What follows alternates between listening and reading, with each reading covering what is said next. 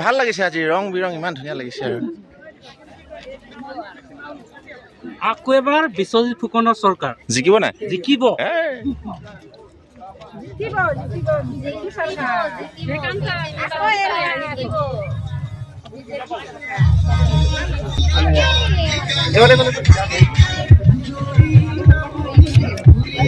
जिंदाबाद जिंदाबाद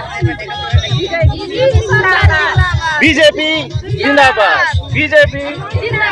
বিশ্বজিৎ ফুকন ৰাইজ আজি আশ্বস্ত সন্তুষ্ট আৰু সেয়েহে সংকল্পবদ্ধ ছবিও যিহেতু কথা কয় ৰাইজে পুনৰবাৰ বিচাৰিছে অসমত দিছপুৰত এখন ভাৰতীয় জনতা পাৰ্টীৰ নেতৃত্বত চৰকাৰ হওক